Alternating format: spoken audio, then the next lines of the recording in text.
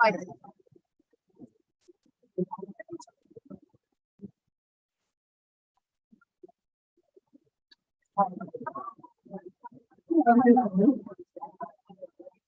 Hello, good morning.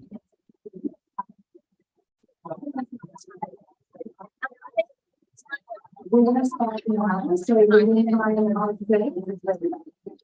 I'm sorry to interrupt the wonderful networking that I see around the room today. My apologies. But I'm also really excited to hear such a loud group of people. Honestly, I had a speech prepared and I think I'm just gonna toss it because I want to speak about what I experienced in the past couple of days. For those who don't know me yet, my name is Jimena Teran. I'm the regional director for the Southeast markets that we cover in Capital Analytics or Invest, as many of you know us. It is my absolute pleasure to be here with you today. Raleigh-Durham is such a special market for us at Capital Analytics, and to me especially. I'm from Mexico. I just flew in from Mexico City yesterday. So thank you so much for your hospitality. Everybody that I had the pleasure to speak to so far has been an absolute delight. Your market is fascinating to me. It has such unique components, and that's what we're here. And this report wouldn't have been possible without any of the people that are here today. So thank you again. And now that I see that everybody is seated and paying attention to me, thank you. I'm gonna do the speech that I did plan. So, all right. So as I was saying, I'm very, very happy to be here today. And I want to thank you, especially to the elected officials, moderators, panelists, and honor for joining us today. Welcome to the launch. The first in-person launch of Invest Raleigh-Durham 2022-2023 report. We are extremely pleased to be able to present our latest vision of the market, featuring our annual analysis of the regional landscape with insights into the existing and emerging opportunities and also the challenges that lie ahead. Looking at the landscape, this is an exciting time in Raleigh-Durham. Despite the uncertainty that looms over both the national and regional economies in the near term, our research suggests that Raleigh-Durham is ready to continue building on its recent growth towards a robust future. The region has so much going for it. In fact, that it landed in fourth place in a latest ranking of the fastest growing metros in the country. Forbes and Expansion have named the Triangle area as one of the country's best places to live and work. And US News has ranked Raleigh-Durham in the top 10 nationally. It's no wonder then that the region has seen an influx of both people and new companies. Apple, of course, is the latest big name to land its footprint here. That's not surprising given the in the triangle, but the region's economy is also established on the back of biotechnology, healthcare, and education, among others. However, some of the challenges, as we highlight in our report, include housing affordability and transportation infrastructure to meet the region's rapid growth, along with the staffing hurdles that continue to challenge companies across economies. Rising inflation and the interest rate hikes that punctuated 2022 are also concerned among those we talk for this year's edition of Invest Raleigh-Durham, with the prospect of recession, or at the very least, an economic downturn on the horizon. These are issues with no easy fixes, but that nonetheless need to be addressed. To help us better understand the landscape, we put together what I believe to be a stellar program of guest speakers. Given the importance of education in the region, the changes the sector has undergone since the pandemic, and especially its evolving relationship with the business community, we are looking forward to hearing from our keynote speaker today, Randy Woodson, Chancellor of North Carolina State University. Our third panel today is also focused on education and how the region's educational system drives economic growth and development. A great deal of that development in recent years had derived from the tech sector. Over the year, a lot of the innovation has originated in the triangle, and the industry is expected to continue as a key pillar of economic prosperity. Our second panel will look at just what the region needs to do to lead the generation of tech innovation. Perhaps one of the hottest topics, not only in Raleigh-Durham, but across the country, is the real estate market. Given the rising interest rate environment instituted by the Federal Reserve to contain the rampant inflation that has buffeted many sectors. Our first panel will discuss the current state of the market and what could be the next development. This need for a balanced strategy and adaptability is true for both bigger and smaller businesses. The company I have the pleasure of working for, Capital nowadays, is a good example of that. Business intelligence is our bread and butter, and will always be buyers for growth. We provide that through our printed publication, our digital resources, and conferences like this. But just as important as intelligence, we provide are the relationships we create and promote. Also, through conferences and through our video platform, Invest Insights, where we provide an avenue for regional leaders to speak directly to the community. The one constant for our team and many of our discussions with hundreds of business and political leaders over the past year is a marked emphasis on optimism. Today's leaders and our team are confident that tomorrow's landscape will be even stronger, brighter, and better across the spectrum of sectors that make up Raleigh-Durham. As I mentioned, we have quite a lineup.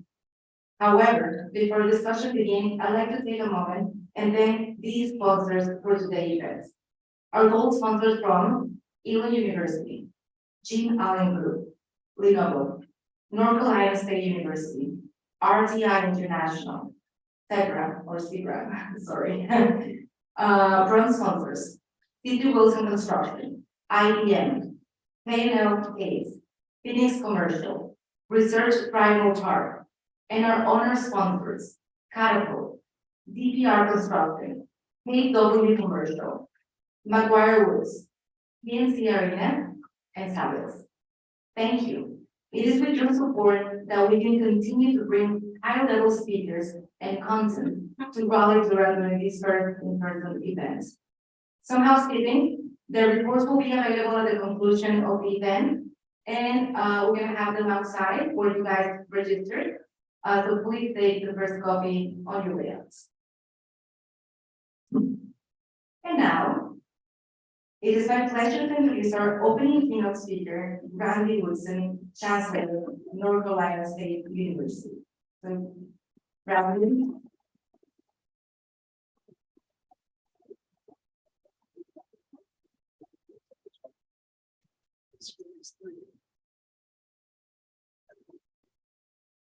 Good morning and welcome to PNC Arena, home of the Carolina Hurricanes and NC State Wolfpack. Thank you. Actually, our men are playing good basketball here, so come to see us. It's great to have you all here, and I'm a little intimidated standing next to this sign where it says "Great words come from great minds." You know, that's a heck of a challenge to get started. But we are very fortunate, all of us, very fortunate to be in such a vibrant part of the country in the Raleigh-Durham area. It attracted me to NC State over 13 years ago to think about what this economy means to the country and what universities in the region mean to the economy. And that's what I'm going to talk a little bit about. A little heads up on NC State, where we are. We're the largest university in the state with 38,000 students and about 9,000 employees. Last year, Forbes magazine named us the #1 largest employer in the state of North Carolina, something we're very proud of. And so we work hard to make sure we're supporting our employees and building a vibrant economy. For those of you that know the history of higher education, you know that we're a land grant university. People assume that means we're built on the land that we were granted. Actually, no, that land was in Nebraska, and we prefer to be in North Carolina. So that land the federal government allowed universities to sell the land and use the proceeds to establish a university if the university would commit to the practical knowledge and education around engineering and agriculture. And that's what we do today. And that's how we contribute to the state and the nation's economy, and something we're very proud of. As I mentioned, this region, one of the real drivers for our economy is the strength of the research that goes on in the Raleigh-Durham area. There are universities that will go unnamed. No, Duke, Carolina, and the state are the three universities that form the Research Triangle Park. You're going to hear from RTI in a minute. One of the most vibrant research enterprises in the region. Billions of dollars flow through this region in support of the research enterprise. And at NC State, we're about $550 million of that research, which is actually in the top 10 for universities without human medical schools. The Dean of Veterinary Medicine always gets on to me when I say we don't have a medical school. We do. It's just they work on dogs and cats and horses and pigs and snakes and all sorts of weird things that folks bring in there. But universities without a human medical school, and they're great universities, MIT, UC Berkeley, places that you know well, and we're in the top 10 of all of those universities for research funding. That's something we're very proud of. But what we're more proud of is the fact that our research is relevant.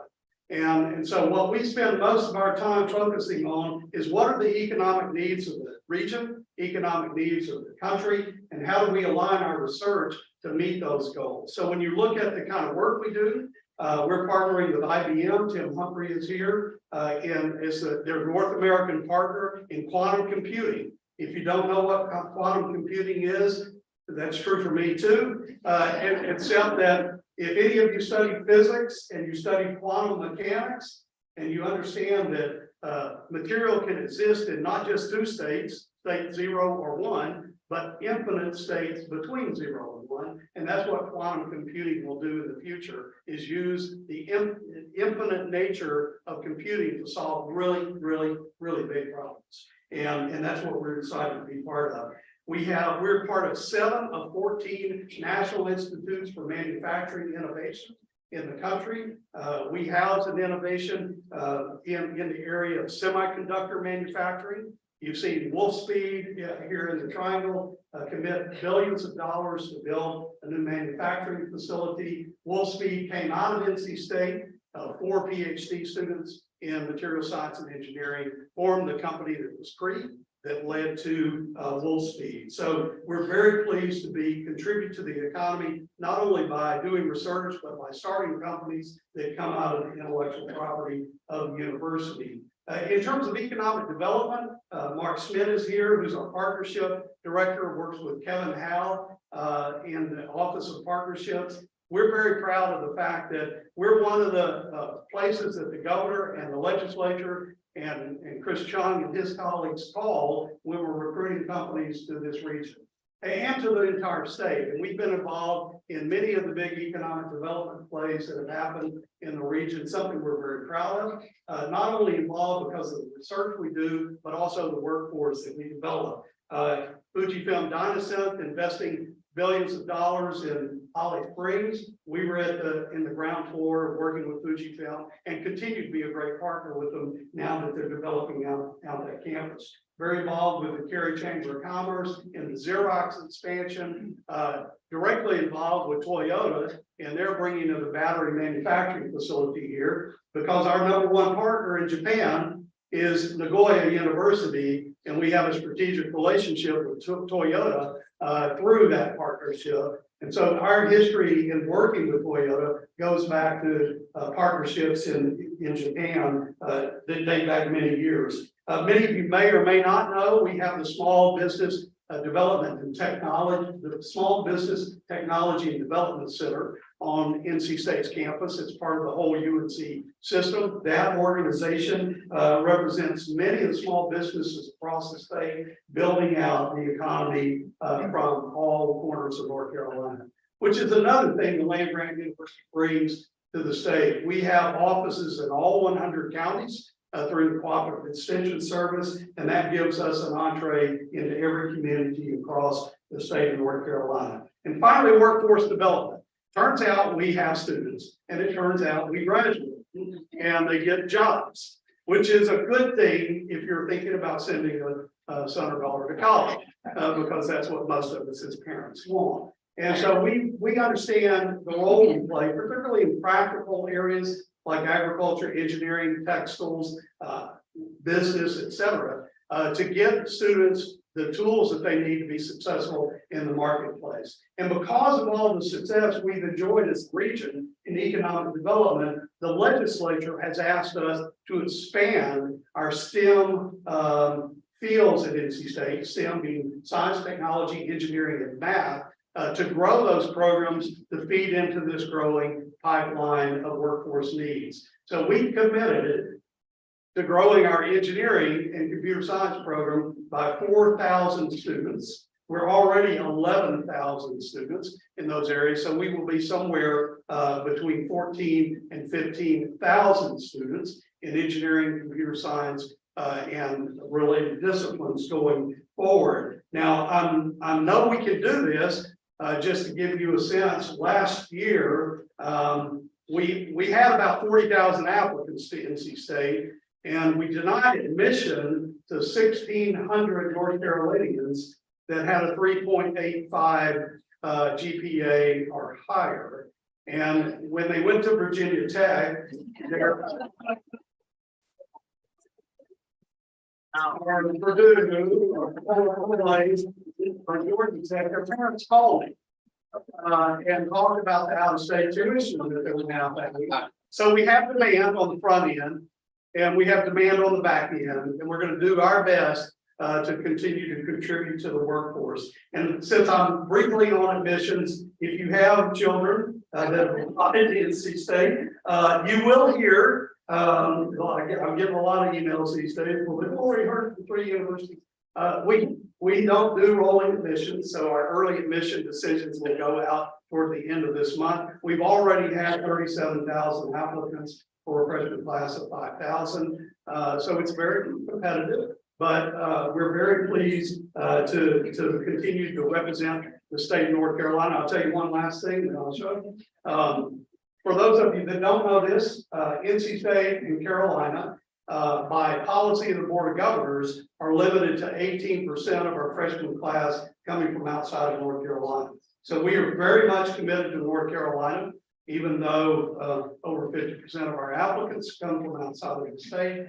And so our enrollment at the undergraduate level is largely North Carolina. So we've been at this for 135 years. My commitment to you is we'll continue to do that for another 135 years. I won't be here though. Just to be clear, 14 years coming up, get a little long in the tooth, but it's been great to be with you all this morning, and I look forward to the panels. Thank you.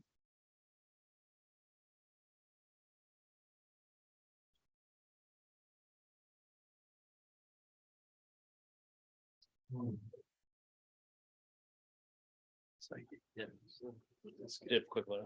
Quick photo. Yes, sir. Photo. Sorry. You got to smile now. Oh. All right, here we go. Let's do this. Covers up. No pressure. Yeah. You Thank you. appreciate you guys. Sir. Thank you. Thank you. And now it is my pleasure to raise on Paris panel. What's next? What are red hot real estate market referring to as semblance of normalcy means for future development? So if the moderator and panelists can make it to the stage, please.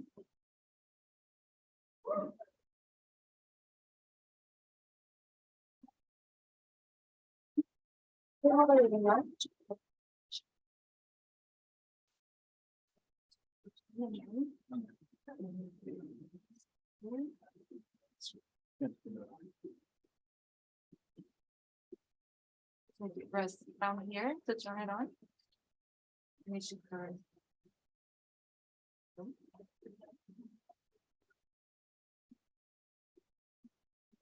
Check. Does it work? Everyone here should work.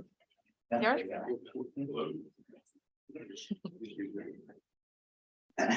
Good morning, everyone. They're awake.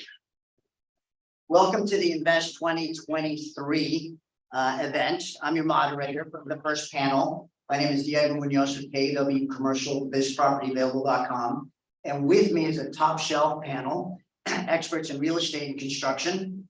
Sean Pepple, business unit leader of DPR Construction, Jim Allen, President and Broker of the Jim Allen Group with Coldwell Banker, HPW, and Tucker Shade, Executive Vice President and Branch Manager of Raleigh-Durham Saddles. Let's get started, shall we? I want to start with a question to put us in the right mindset. It's January 2024, and yes, I've aged you a year. And you're reflecting back on what some have described as a challenging year. What does the market look like from your vantage point? And what have you done as market leaders to overcome and achieve success? How do we want to do this? Me first? Okay. Well, welcome everybody. Appreciate seeing everybody. I think from a construction standpoint, one of the things we're know is that there's market cycles. We know that it's healthy in the business to have the cycles. And one of the benefits about Raleigh-Durham is because we're a pretty balanced and diverse market. We will probably get through this cycle a little better than a lot of our other areas around the country.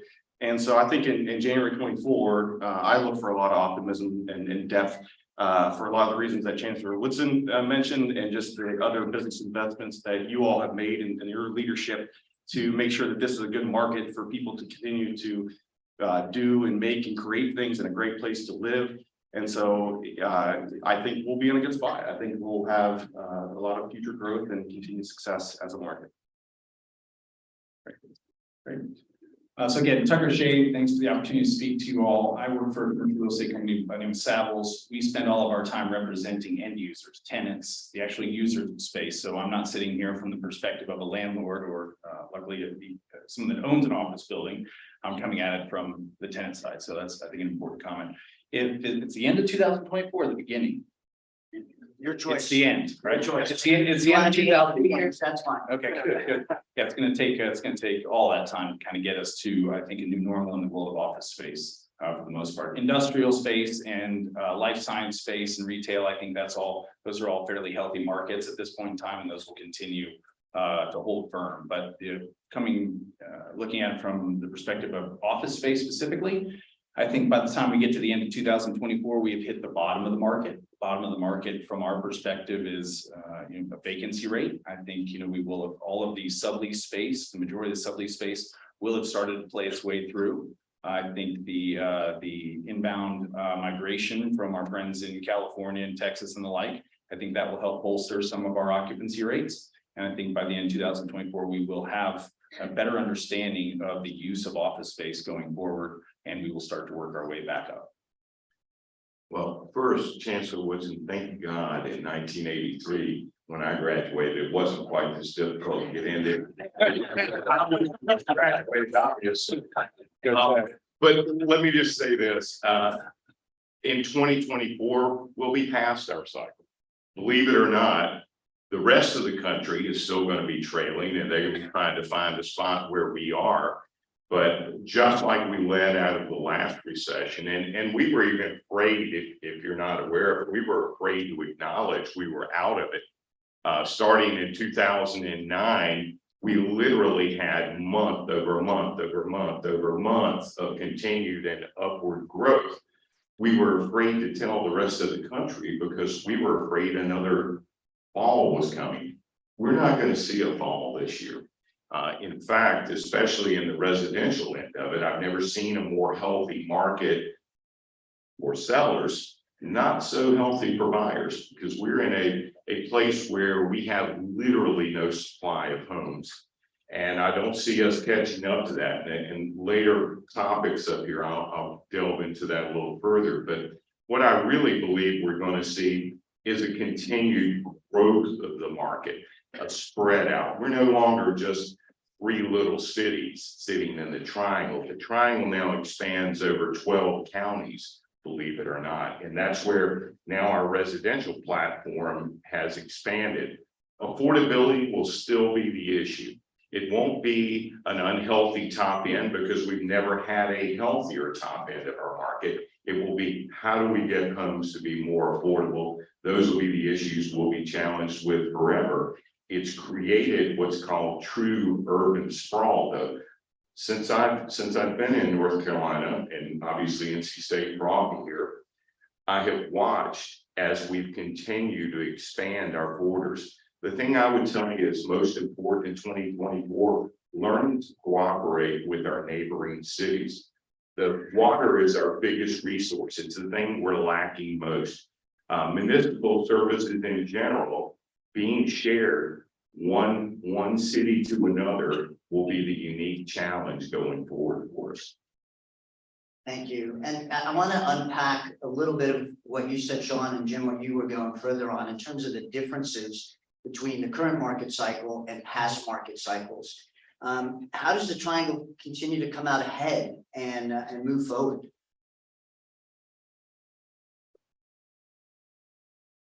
I think I was talking to somebody earlier, and the sort of similar question came up.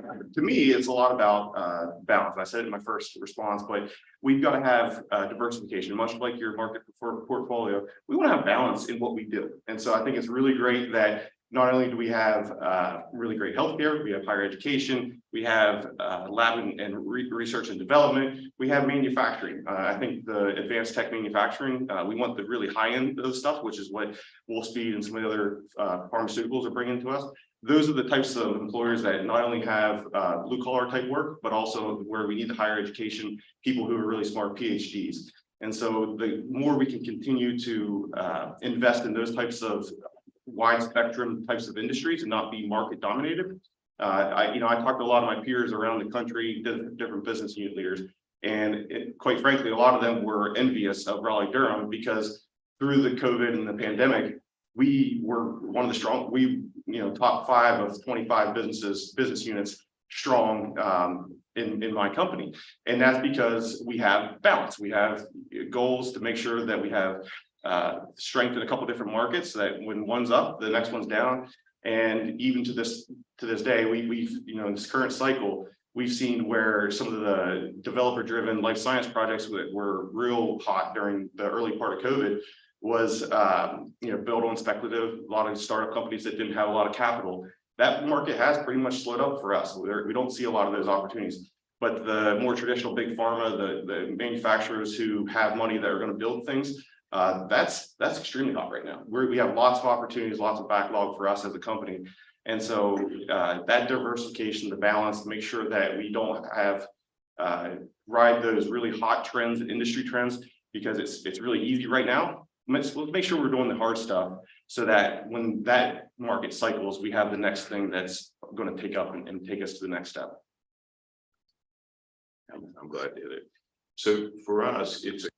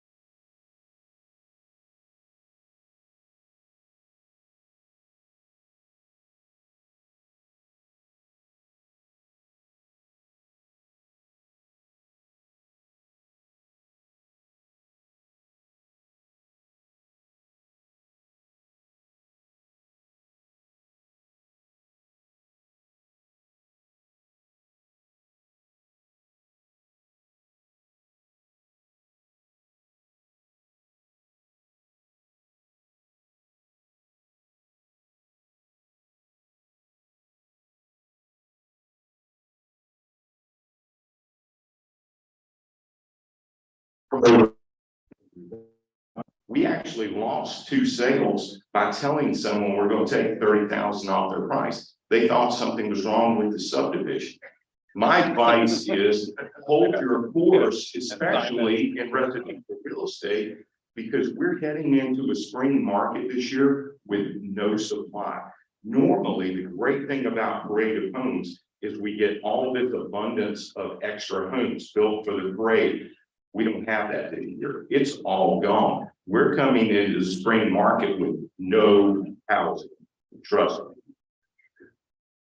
So from the office market perspective, this cycle is obviously quite a bit different than past cycles. You know, in 2008, there were around layoffs. The layoffs led to less increased vacancy because tenants needed less space, and then that market slowly recovered. Right, this cycle is completely different due to the work from home phenomenon. You know, I think in 2020, early on, when the pandemic hit and everybody went to work from home, and I think some of my commercial broker colleagues can share this sentiment. I felt like probably a taxi driver when they saw the Uber app for the first time. They're like, oh, this is going to be different. But slowly but surely, employers have encouraged their employees to come back to the office, and I think a lot of folks are now. You read the headlines that we all read about the layoffs and that type of thing. We think a recessionary activity is going to push a lot of employers into a little bit more control than they've had in the past, and that's going to allow them to politely ask their employees to come back to the office a little bit more than they're doing now. So we think that's going to slowly bring things back into tilt. But I think going forward, the average let's call it tenant, right? The average business, the average tenant is probably going to need somewhere in the neighborhood about 70% of the office space that they needed before, 60, 70, depending on who you're talking to. So that is going to put a lot of office space, it already has, put a lot of office space back on the market, and it's going to take some time to eat that up. We're not going to see office buildings built for some time unless they're in tandem with a residential tower or something like that. But this cycle is quite a bit different. But again, we're fortunate that we're the beneficiary of a lot of inbound migration from other markets, because that's going to help buoy things. Isn't it funny how unique and different both of we're seeing the economy completely different from a picture standpoint. Yeah. But hopefully we can put some housing in some of those office spaces.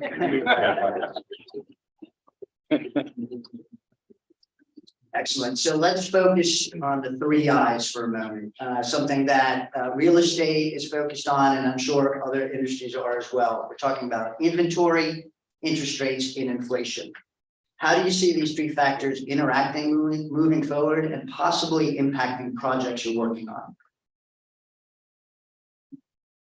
Give that a go. So with the 3 I's, the one that is likely to impact the commercial real estate market the most is going to be interest rates, right? Especially on the office space perspective. A lot of the landlords or building owners, they lended, they got their loans in place, 2, 3, 5 years ago at very low rates. When those interest rates get closer, or when those loans get called or they get closer to maturity, they're going to be refinancing at double the rate that they had before. That math doesn't work for most building owners, right? They bought in at the high end of the market, and now they're going to need to refi or recast their loan at the high end of the interest rate market. We're working on transactions right now where landlords are saying, look, I don't have any money to, I'm getting close to my loan maturity. The bank is telling me that if I want to keep my monthly mortgage where it is now, which is supported by the tenants paying their rent, I'm going to need to come to the table with another 10, 20, $30 million in order to buy that loan down to a degree where I can maintain my mortgage payment and maintain my cash flow. That's a very painful move for a lot of these landlords. And so a lot of landlords are going to be stuck in a situation where if they are forced to refi, they're not going to be able to make transactions, right? And then that is going to become a bit of a double whammy combined with an increased vacancy rate. So that's the I that I think we're most mindful of. Well, for me, obviously inventory, I said it earlier, but let me give you some real numbers. These are direct stats, and thank God I had to speak at something yesterday, and I did a lot of research for that one. We got a little, if anybody in the room needs this too, I've got a thing called the JAG playbook. I actually went $100,000 increments in every single city around the triangle and in each county. And I've got those stats right now for how many single family homes are available in each one. But let me give you the average for the 12 counties that I represent. We have a 1.46 month supply of houses right this moment. Do you know how long it takes us to build a home right now? 14 months is the average. From the day we have a lot draw, builder selects that lot, it is 14 months before that inventory actually hits the ground. There is no speed of delivery any longer, even though we like it, because supply chain has interrupted a big portion of that. But when I'm talking about that, the solutions are pretty obvious. We've got to get the municipalities to lighten up on the load on the responsibility. 21% of the expense of a home right now are caused by municipal regulations. And that is about to destroy the affordability aspect. Even though they recognize we need affordability, they don't really want it. Most of the cities around here want affordability to be out in space somewhere, not close in, and they continue to deny projects. Density is the only way to overcome this. None of us want to be more and more dense, but we're going to have to. We've grown up. We're a big city now. This isn't Mayberry any longer. So we're going to have to go out there and create density to cure that issue. But the 1.46 month supply is actually an expanded market. I've now had to go out to Burlington, which I was glad to see Elon University represent here, because Burlington is now in the triangle. There's a battle going across the state right now, if you're not aware of it. The MOSs are all emerging because we're becoming one big market. The state of North Carolina is becoming one big market, and people are willing to commute further and further. And, you know, to your point, people are staying at home to work. That's part of it. So I don't think the interest rate challenge is near as significant here because of the fact that we have little or no inventory. If we had inventory, then we would be stressed about it. But those folks are finding a way. They're finding people to borrow the money from, or they're finding extra down payment.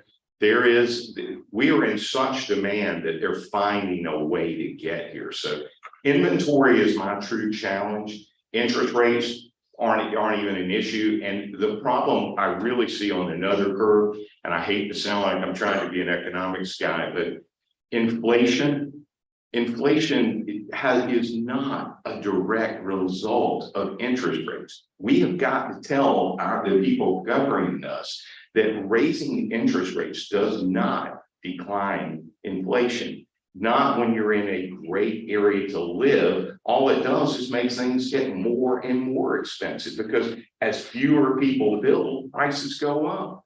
It's having an inverse effect on us. So the interest rate issue, and interest rates, by the way, are settling down. The great news is the local banks have taken that into account ahead of time. So for the person on the street trying to buy a home, the interest rate is not a shock like it was. Now, it was 6 months ago. We're over that now. We lived past the November election. Nobody died. Doesn't matter who's in power. We're still okay. We're America. We're going to kick some butt. Yeah, so the three I's clearly are not in balance and where we want to have the business industry to drive our market forward. I think one of the factors I was going to talk about was inflation. It's very prevalent in the construction community. There's a lot of big projects you hear in the news, different clients and companies moving to the area, which has driven not only the material pricing escalation that we've seen, but the lack of skilled workers who are contributing to that inflation. We have to pay more for craft to be on a project site to actually build the projects. And, you know, construction is a process. It's not something that happens overnight. Budgets get set years prior as they do their capital improvement plans. And with the inflation, things just don't pencil. They might be 10% over from what expectations were, and that particular entity can't come up with the extra money and either have to cancel the program or de-scope it to not meet their needs. And some very real challenges that they have to go through. I think the 3 I's affect the market in different ways depending on what sector you're talking about. Certain sectors just don't have the inventory like Jim's talking about. In the life sciences community, the core and shell, like sort of speculative developers. Right now in Raleigh-Durham, there's an oversupply in square footage for life science facilities that need anchor clients. And so I think what the 3 I's are doing to us right now is either put some projects on hold or delaying them, or they really need to wait until they have an anchor client, until they have an actual client who is ready to sign a lease and is ready to move some people into that facility and have a specific need.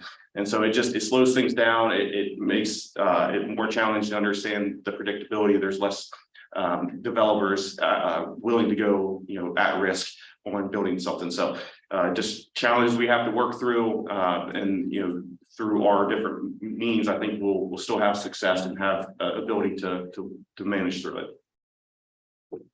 Thank you. If I could, just as a caveat, your comments have been spot on. One thing I find interesting, and our friends from the Economic Development Partnership informed me of this the other day, is North Carolina is currently buying, I believe, for 18 mega projects, over $1 billion in economic investment from companies coming into North Carolina. And certainly the Triangle area is going to be one of those areas that they're going to seriously consider.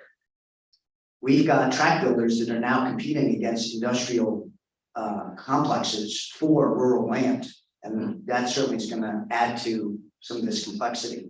Having said that, Raleigh-Durham is going to continue to grow. There's no question of that. And I'm curious from you all where you think those areas are going to be most noticeable. And what do you think we should be doing as a community to ensure that we don't become a victim of our own success?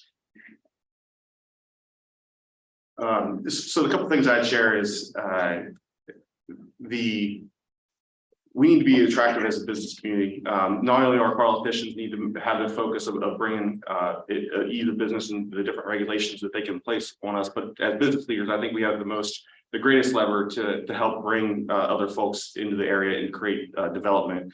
I will really, the things I hear from owners, yes, there's cost in the workforce, but what's the schedule? How quickly can I get to shovel ready, to into production, be able to start my business here? And some of the working with the local AHJs and municipalities to make sure that there's streamlined processes, that there's not excessive red tape, that we all kind of work together. I think maybe Jim talked about water.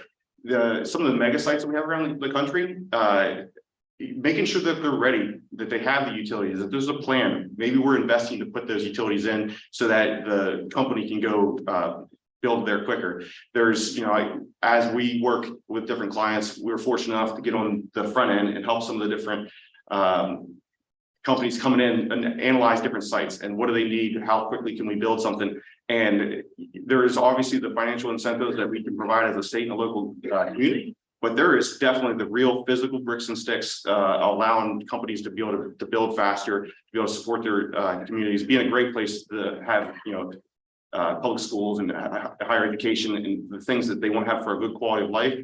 And so having that balance is super important for us to make sure we continue to go and probably learn from some of these other jurisdictions across the country who have put up roadblocks. We want to be an area that's known business friendly, able to think creatively and create deals that work for all the people who are interested in Raleigh-Durham.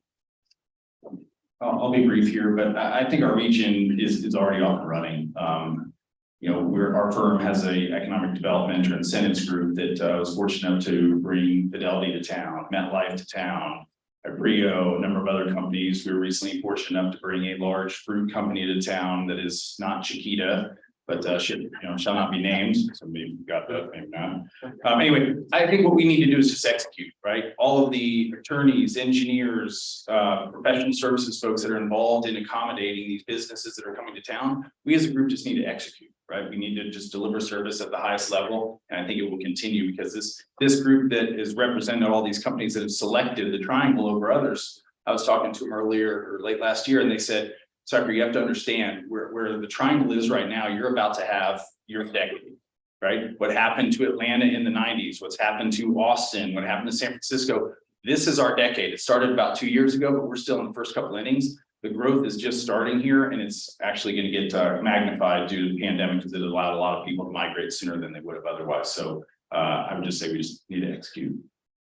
First, thank you, Mr. Chung, for the mega sites, because if you don't know, he is involved in every one of these. And he has got the pulse, and they listen to him. They cannot wait to hear. But you know, where's the growth going to take place? Everywhere. But what you're going to see is a lot more urban infill. You're going to see a lot more tear downs. What we're doing in North Hills here in North Raleigh, you're going to see a ton of that in all the cities. But little sleepy Wilson, North Carolina is getting ready to get a lot more activity. I believe the sales will double there next year. There's a little town just outside of us in Nash County called Middlesex. Now, I thought that was something we did later in life, but Middlesex is a town, and it's up in Nash County.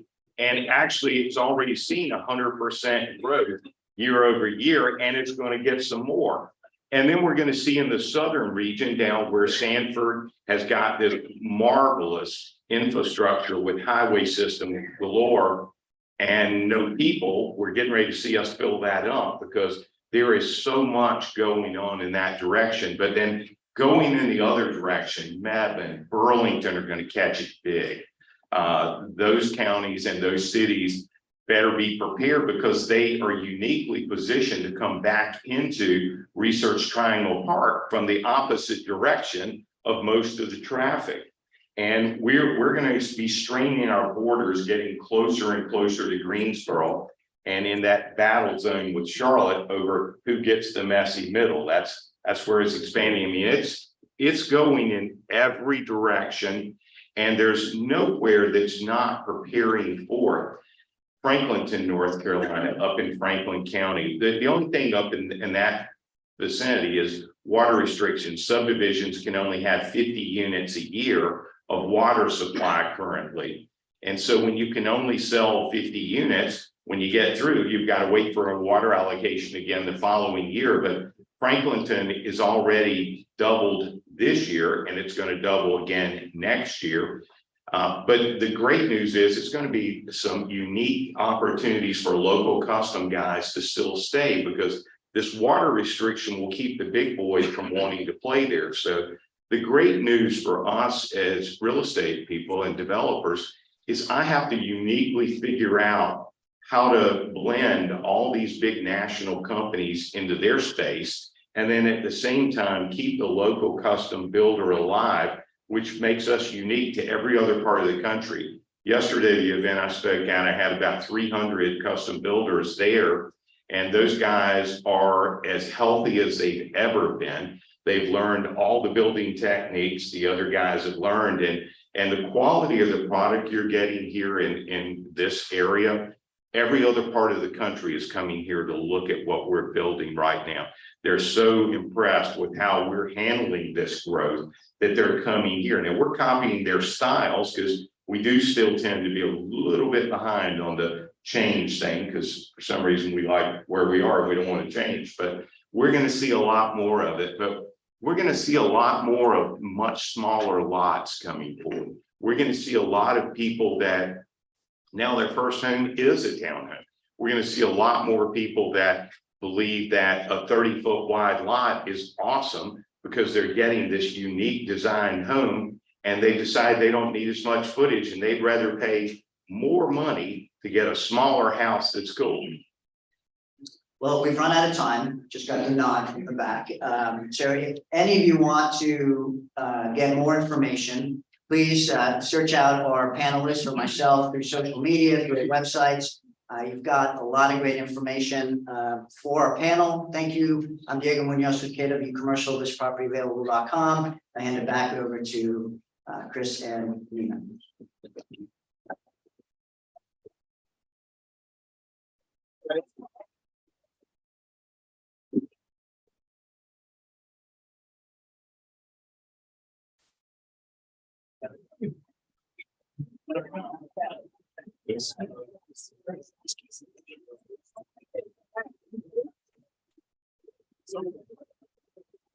Thank you.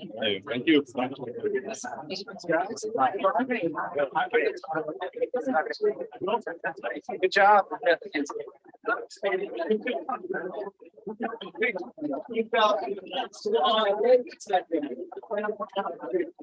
To our moderator and panelists,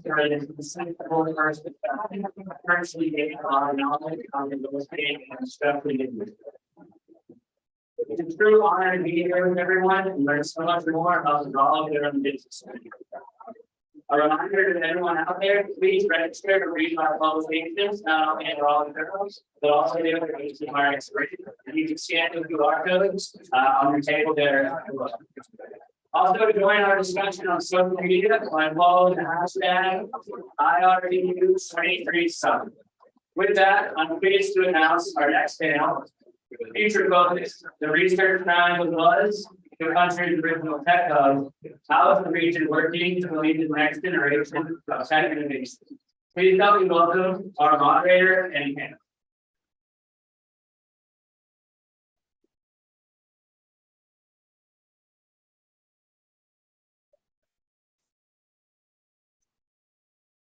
Good to see you. Thanks, Mark. And everyone, good to see you. Good morning, everyone.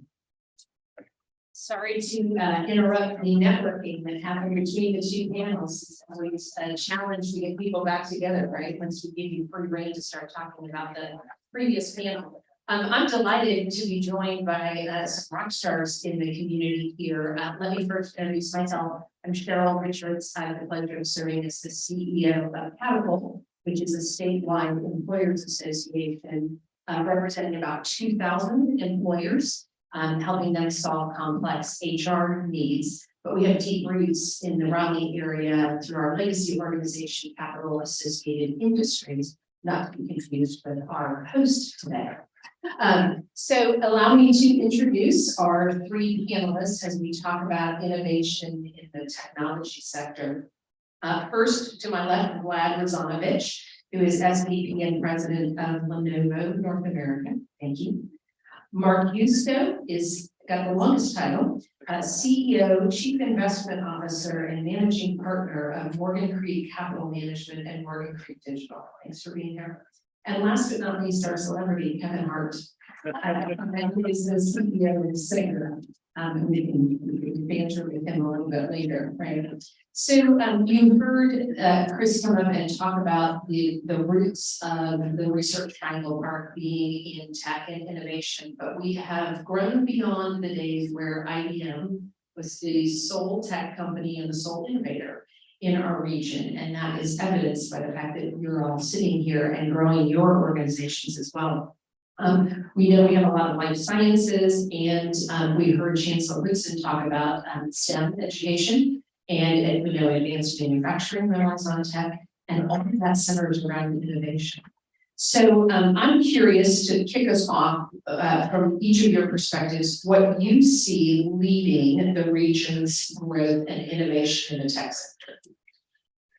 Great, thanks, Cheryl, and pleasure to be here. Vlad Razanovich with Lenovo, as Cheryl had said. So, you know, one of the things that I always look at, this is my second go around from living in the Triangle region. The first time I moved here was back in 1996, almost fresh out of school, working for a company supporting IBM. And the transition that I saw is, it was a great career here. I met my wife here. I had my first house here, got married here, and then I moved away. And then came back recently. And what's interesting is some of the comments that you actually heard earlier on the panel are absolutely true. And the fact, I'm in the process of building a house and it's been 20 months and it's still not even done yet. And it's been cost overruns and it's been supply chain challenges. And it does create frustration as we as an industry and we as a group. One of the things that's driven innovation here in the Triangle has actually been that collaboration between government, academia, and enterprise. And you can't have one of those be a hindrance to potential and future growth. You need government to be open to actually wanting to have this area grow and not just kind of keep this to ourselves. You need academia. We can't do what we do from a Lenovo standpoint if it isn't for the influx of talent from the local universities. We can't bring enough people in from outside here to do what we need to do. In fact, if you look, there was over 1,400 patents granted in the Triangle region just last year. And Lenovo had 180 of them. And if it wasn't for those students that we got out of Elon and NC Central and NC State and UNC and Duke and Wake Tech, we would never have been able to create that type of environment where we are driving innovation here. And so to me, the key point here, it's all about innovation. It's all about retaining and cultivating new employees in this area to ensure that we kind of fulfill that growth and hit on that trifecta of government, academia, and industry. Yeah, I just second that. And my quick housing story. So I moved here the same year as the hurricanes, and got to my new house that was being built, and the guy showed up to install the fence, and they got about halfway done. They left. We'll be back tomorrow.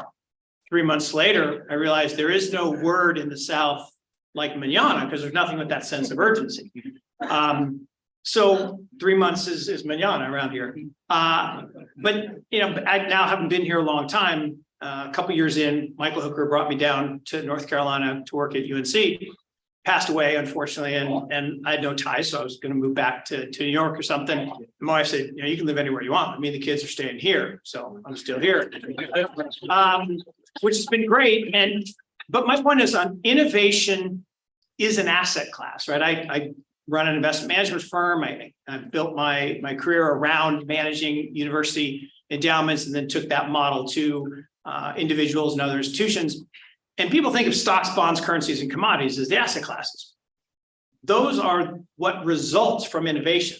Without innovation, there are no asset classes. And when places focus on innovation, I think great things happen. And you know, I think it's interesting. You know, we live in a place that, like a lot of places around the country, thinks they're really big in innovation. Problem is, you really have it's like business schools. There's Harvard, Stanford, and everyone else who thinks they're number 3.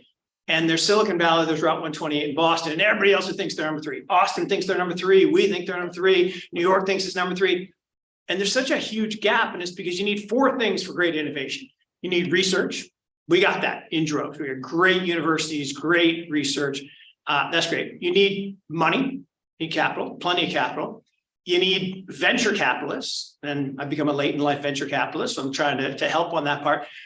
But the part that's missing mostly is the analogs. You need successful innovators that build businesses and stay and don't migrate to California.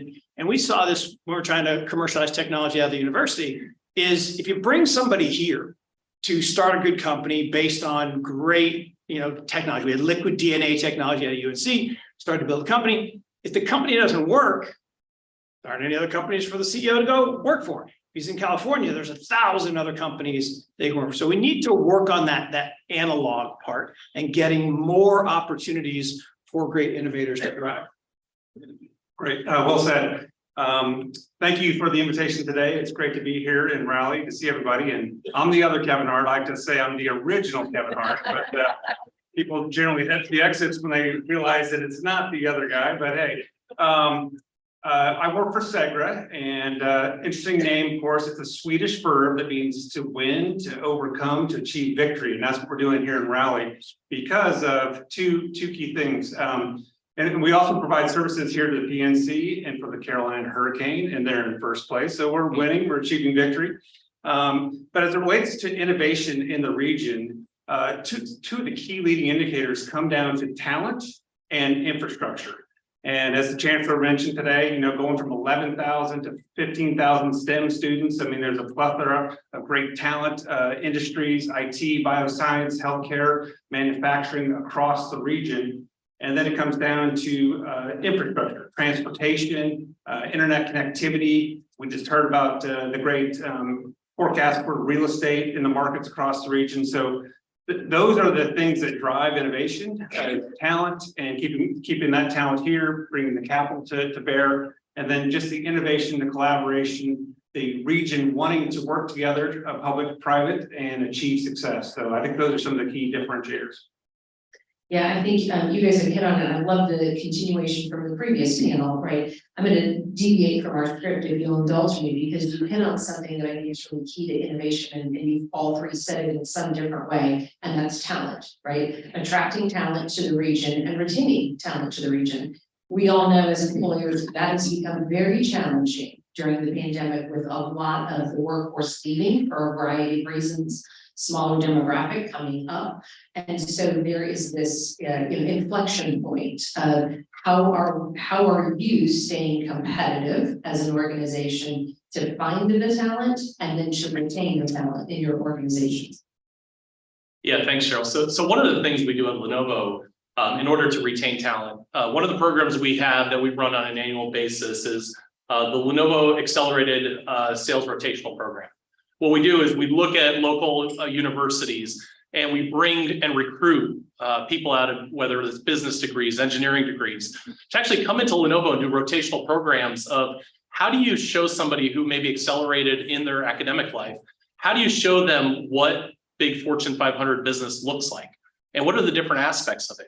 I actually came from a program similar to that over 25 years ago, where I went into a high-tech company and became part of one of those rotational programs. And I got to see everything from engineering to manufacturing to sales to marketing, and got to spend time with the executive team. And it's something that we've taken at Lenovo to say, let's make sure we bring in a diverse talent pool.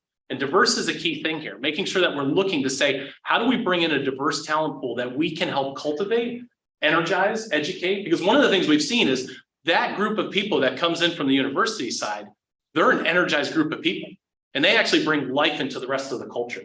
So is it important to bring in PhDs that may be up in Boston or California? Absolutely, to kind of create kind of that, that experience base. But I think one of the most important things is actually cultivating from the local university pool and making sure that you're showing attention to that talent pool, giving them opportunities, showing them growth, and giving them opportunities that they actually go out into industry, whether they stay with Lenovo or otherwise, where they say, you know what, I actually learned something about business, and now I know how to accomplish my career goals. Yeah, I think we are in a global war for talent. I choose that term intentionally. And it's been exacerbated by the place where I spend all my time now. So for the last 5 years, I've migrated from the traditional world of stocks, bonds, currencies, commodities, to I spend 95% of my time in the digital world. So blockchain technology, Bitcoin, crypto, et cetera. And it's that what happened with the lockdowns, maybe the greatest policy decision, worst policy decision ever in the history of mankind, big statement. But that event led to a realization and a pull forward of the digitization of the world, and work from anywhere is real. We surveyed our team, heard people talking about real estate, and I will say, I'm glad y'all are optimistic. No way. So we have a whole bunch of square footage in Chapel Hill, and I surveyed our team about a year ago, when do you want to come back? And a third of the people said, oh, I'm already back. I'm looking around, I'm like, one day a week to pick up the mail is not back. Another third said, oh, I'll be back after Labor Day.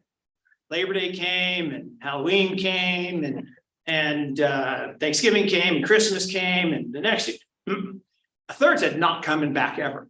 And so we are just literally in the process of starting the negotiation with the landlord about downsizing, because we just don't need the space, because people can be anywhere.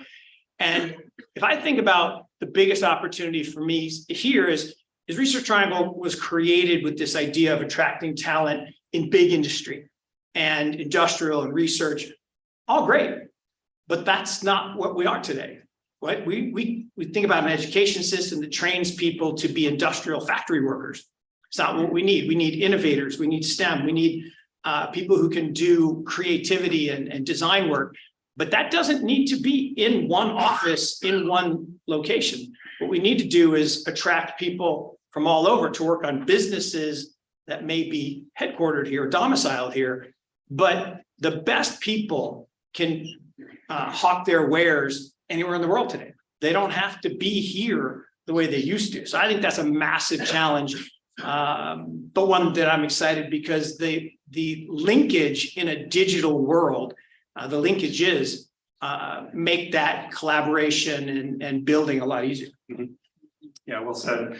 At Segra, we have a saying that says we want to be a destination employer. We want people to come and stay and grow their career. And so our employee NPS is up 68% year over year. And it's because we want people to feel empowered to think and act like owners. We want to meet them where they are in terms of their flexible work arrangements. We want to provide training opportunities, job rotations, that's what I mentioned, and really have a sense of purpose. So what is our purpose? Our purpose is to connect our customers that have the freedom to grow and to achieve great things, whether that's bridging the divide, whether that's growing a community, providing community service. And so there are some of the harder skills, technical training, but also the softer skills, feeling like a place where you're valued, empowered, and giving back not only to your customers, but to the communities that you're operating in. And so far it's working. And the other bonus, if you come to Segra, you can work with TJ Thorpe, a local delivery.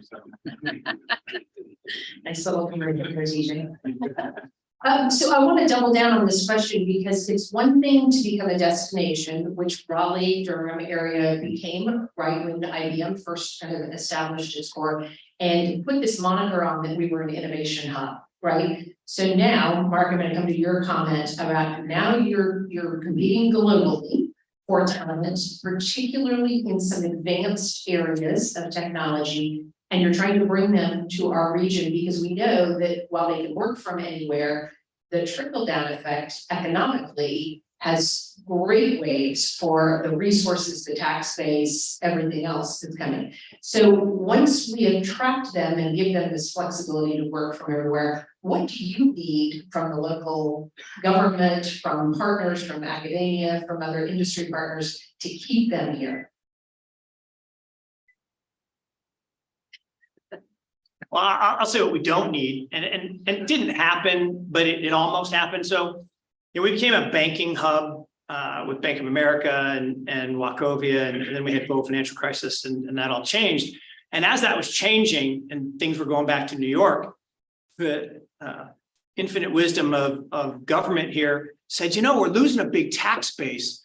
So why don't we tax all the other financial services companies that are staying here and make up the revenue shortage? I'm like, no, we'll just move to Nashville.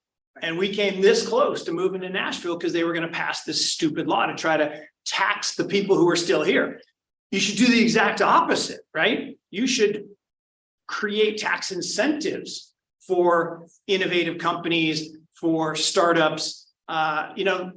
Interesting thing, and this goes kind of against the mantra, we want to graduate more kids from university, particularly in the fields that make sense in a tech-enabled world. But one thing that's happening, take a Teal fellow, for example, right? He's paying kids not to go to college, to start businesses, and they've started some amazing businesses, lots of success stories. And I don't think that's great for everybody, but programs like that attract the innovators and the risk takers, as opposed to trying to push them away. So I think we didn't do the worst, which is taxing the people who stayed. But what we want to do is actually incent innovation hubs and innovators to show up. Yeah, I think one of the other things we see when at Lenovo, we kind of have this mantra, smarter technology for all. And so what does that mean? The key thing is we need to know what customers want from technology. When the pandemic started, we saw a massive boom in Chromebooks for education in K through 12.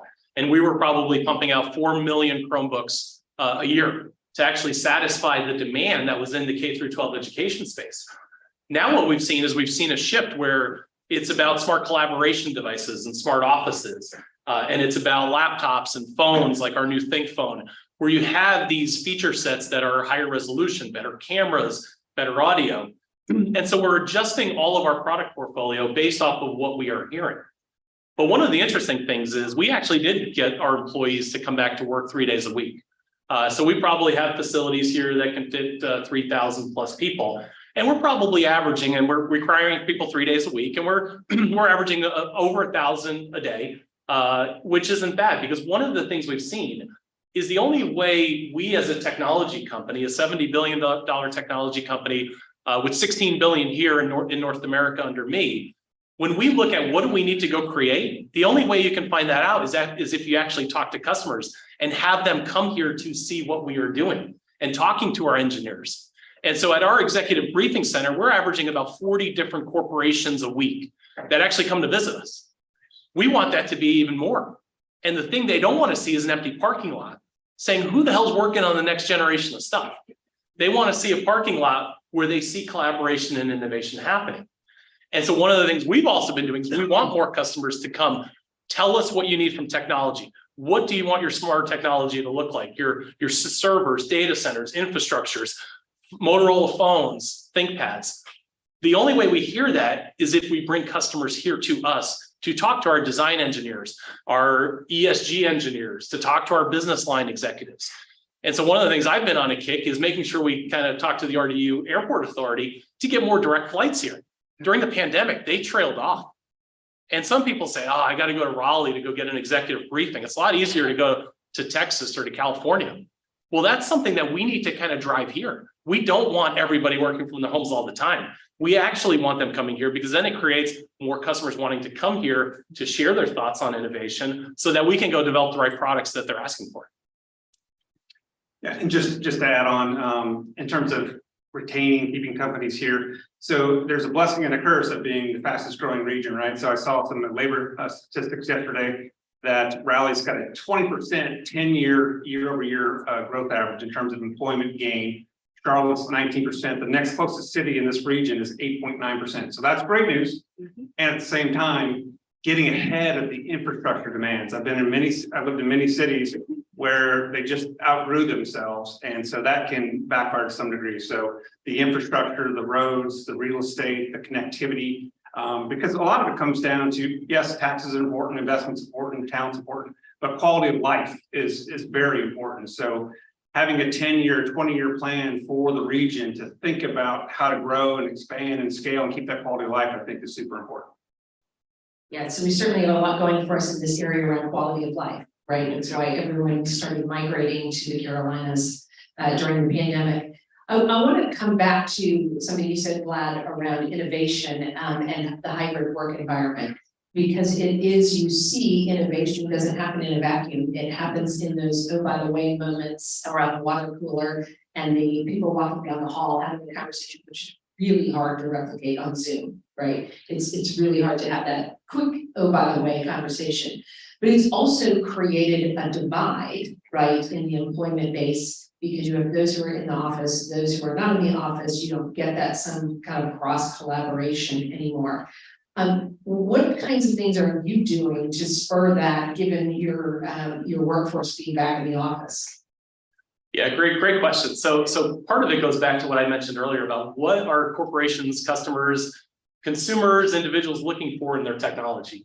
And that's a really important part of, if we understand the different vertical markets. So if I cover a few from a Lenovo standpoint, when I look at things like education, the education market, I mentioned earlier, massive demand for learn at home at the beginning of the pandemic. Well, that's starting to shift now. And now we have a lot of K-12 schools, higher eds, saying, Lenovo, what can you do to help us for classroom of the future, where it's actually hybrid enabled? You know, maybe it's smart boards and maybe it's video collaboration devices, connected PCs in the room that actually create a more innovative environment. So in case another pandemic happens, the industry is ready for it sooner.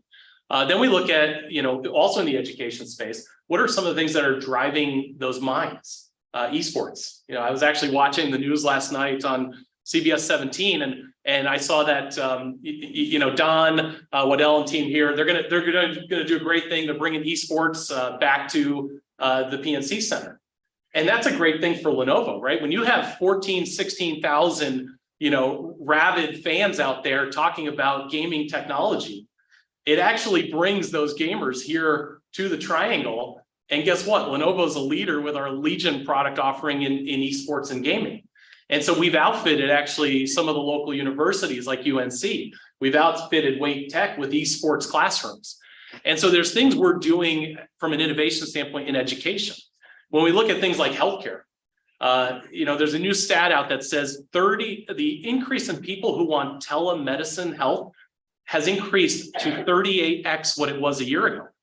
So instead of going to a doctor's office, you can actually, hey, just pop online, set up an appointment, meet your doctor, get your, your medication and, get it from the pharmacy as fast as possible. We also saw through the pandemic, new techniques, some called virtual rounding. So, because of the infectious disease, you didn't want doctors to go into every single room. And so Lenovo created things like microbial coverings for our tablet devices and our laptops so that you could actually have virtual rounding sessions with your patients, in a remote room. And so it created these new technologies. When we think about things like the enterprise side of the business, this is where smart collaboration makes the most sense. We know there's going to be some people who never come back to the office. But how do you make it so that technology, through our smart collaboration devices, through better cameras, microphones, higher def monitors, visualization, higher def PCs, how do we create those products so that you do have more of a collaborative environment so you're not exclusive to certain people who choose not to come back or have moved to various locations that you just can't afford to lose from a mindset standpoint. So those are all different things that we're doing from a Lenovo standpoint to make sure innovation is key into different segments of the industry. Yeah, and I've doubled, tripled up on that. One, most people have no idea that more people will watch esports this year than every league except the NFL. More than hockey, more than baseball, more than tennis. The kid, and I mean kid, 13 years old, who won the Fortnite World Championship last year made more than the Wimbledon winner. $3.4 million. Okay. And that's awesome. And to get a ticket to the Esports World Championship last year, it was held up in Seattle, 80,000 people. The ticket's lowest price, $1,000 to get in and watch other people play. So this is real, and acknowledging that and acknowledging that this technological evolution, I don't call it a revolution, it's an evolution that's been happening since the 50s. Right? 1954, the mainframe was created. The center of the universe was up in Boston, Route 128. Companies like IBM and DEC and Wang and a company called I'm forgetting the name of it. Doesn't really matter. But it started mainframe computing. And 14 years later, there's an innovation out on Route 120 out in Silicon Valley around the microchip. And suddenly the center of the universe shifted to Palo Alto. And companies like Intel and AMD and those started, you've probably heard of those. 14 years later, where I grew up in Seattle, there's an innovation around the personal computer. And what was amazing about it is Steve Ballmer's mom said, honey, why would you work for that company? No one would ever want a computer in their house. He has 18 billion reasons he was right, mom was wrong. 14 years later, and it's always 14 years. Why is it always 14 years? Because young people create everything. Old people don't create stuff. Right? Young people create stuff because they don't know what they don't know and they're not afraid. And so there's this, it's half a generation, it's 14 years. So if you think about, Mark Andreessen, when he invented the browser, he was 19 years old. Larry and Sergey were 21. So all of this innovation around these big evolutions in tech, you got the internet in 1996. So I was at Notre Dame. We put the $500,000 in a little company called Google. Our board thought that's stupid. It's a dumb name. It's now a verb. By the way, if you want to be successful, become a verb, right? That's what you want to be. So we put in $500,000, took out $200 million for Notre Dame. There should be a quad at Notre Dame called the Google Quad. And 14 years later, there's the innovation around the mobile net. And now you have internet ubiquity. Now, 14 years later, which is next year, 2024, it's the truth net. And we're replacing trust with truth. That's why I'm wearing the Bitcoin socks. That's what the digital asset ecosystem is all about. We're replacing trust with truth. In the old days, if you wanted to transfer value, you had to trust the other person, right? If I lent Vlad money, okay, gave him $100. I write down in my ledger, he owes me $100. He comes back to pay me 110 with interest. I said, no, Vlad, you owe me 200. No, it's 100. I only borrowed 100. My ledger, you had to trust me, and I'm a bad guy. So the Medicis 800 years ago came up and said, 2 ledgers. You keep a ledger, Mark, you keep a ledger, and we, the benevolent Medicis, for a small fee, create a banking industry, will decide which ledger is right, or both ledgers are right. Well, now we have a third ledger, a digital transparent ledger, this blockchain technology, and it's going to change everything. And the same way the internet made information bidirectional for the first time, okay, because the printing press busted the monopoly of the church. You went to church, you got your opinion, they told you how to think, what to think, you couldn't read, you couldn't write. Printing press busted that monopoly. So then the monopoly went to government, state-controlled and state-owned media. So media, that monopoly got busted by the internet because information was bidirectional. If I want to know about the Argentinian elections, I don't go to wait for the New York Times to send a reporter to BA to write a story, to get it edited, and 3 days later it comes out. I go online and watch a Twitter periscope of people standing in line for 3 hours chanting Mockery's name. That's how I get my information in real time. And so now we're moving into this age where all of that information that transformed media and commerce through the internet and the mobile net is now turning into value. All value, every stock, every bond, every currency, every commodity, every private business, every piece of real estate, every case of wine, every collectible car, everything in the world will be digital ledger, and it will be transferred across blockchains. It is the greatest wealth creation opportunity we'll see in our lifetime. And if we want to get people excited about that, we need to change the curriculum in universities. We need to change the curriculum in high schools and grade schools. We need to do what Vlad's doing with smart technology. And we need to bring them to Cryptolina, as I like to call it, or Cryptolina, and get people to form businesses around this idea. Kevin, anything to add? But I don't feel really strongly about it. I do. It doesn't feel right to go back to remote work. Well, I will tell you this, from here at a 17-year-old boy, this whole esports, I hope he makes $3.4 million. Because that'll help me retire sooner. All right, I've been given our 3-minute warning, so we're going to go into our last question, and I'm going to add with this one because we've talked a lot about the digital divide. We heard from Chancellor Woodson around this quantum computing. We know AI is here to stay. There's all these things with blockchain and digital crypto, et cetera, and so it's created this divide for us in those who have the skills to compete and those who have the skills to work for companies like yours, and the education system that is trying to research, innovate, continue on. And I know our last panel involves all of our higher education community. So I want to build a little bit of a bridge here and ask each of you to tee up the stage for the next conversation.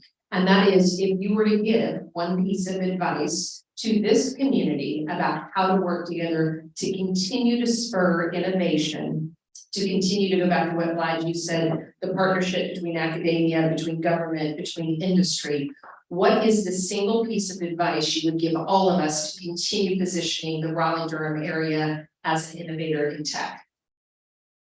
So I think there's a few things from a Lenovo standpoint, and from the way I view things is we have to keep driving innovation. You have to keep growing the local base of employees.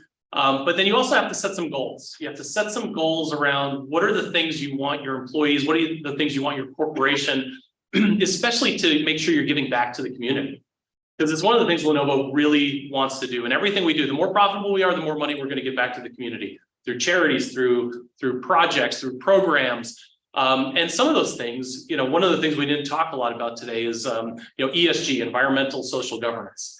And so it's something that's instilled in us as a company to say, you know what, when you start looking at being inclusive, for instance, we've even started a partnership with 321 Coffee here. For anybody who knows 321 Coffee, an amazing organization that hires people with disabilities to actually become roasters and grinders and workers as baristas. And so Lenovo has worked with them to offer technology and offer dollars to make sure they continue to grow. And now they're actually on our inclusion board to say, how do we make our products more inclusive for the community? And ultimately, that's what it is. We're all here. And the reason we love this area in the Triangle, it's all about the community. If the community wasn't here, we'd live in Duck, we'd live in Boone. The reason we're here is this community.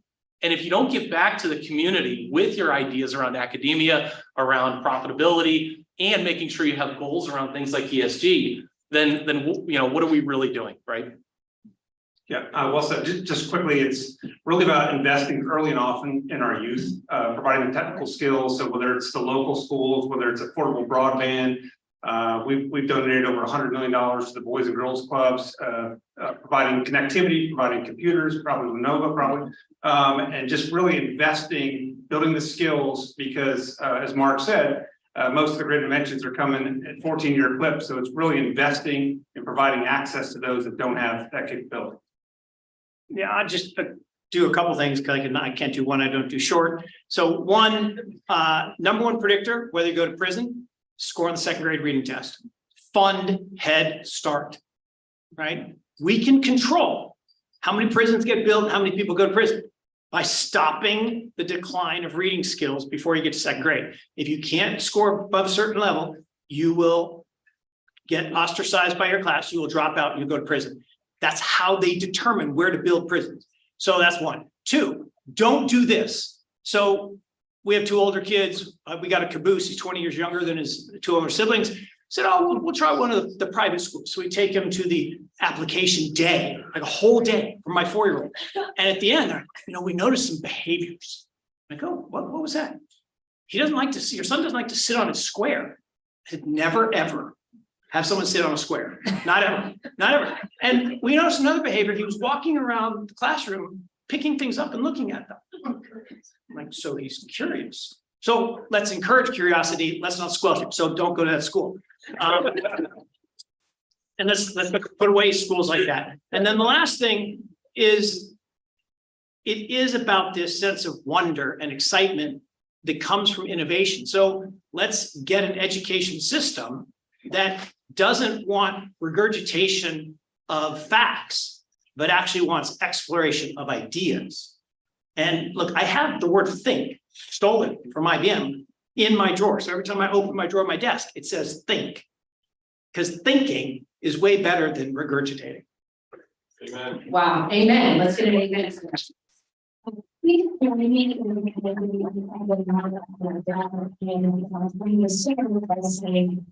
We're here at Invest Raleigh-Durham, and I think what you just heard from this panel, that'll be a nice segue. The next one is invest in our people, invest in our next generation. So thank you all for joining us. Thank you.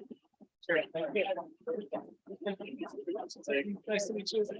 Oh, nice. Slice them like the best. Yeah, me too. Good to see you. You too. You too. Great job. Good job. Thank you. Yeah. I don't stick to the script. I never do.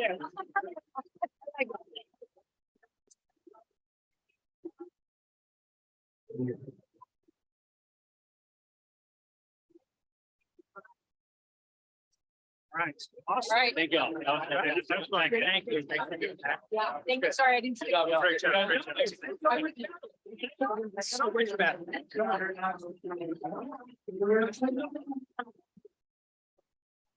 Thank you.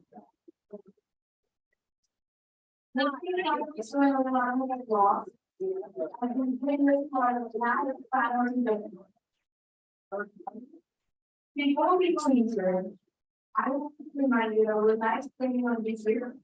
Also, at the end of the event, we will be distributing for the very first time the printed copies of all the version doors of the best Raleigh-Durham. Which we have to ask is for free, okay? By signing on our website. So, with that, I am pleased to announce the following title on education and economic health. How the final educational executive will provide the driving force for economic growth and regional development. Please help me welcome our lawyers and planners.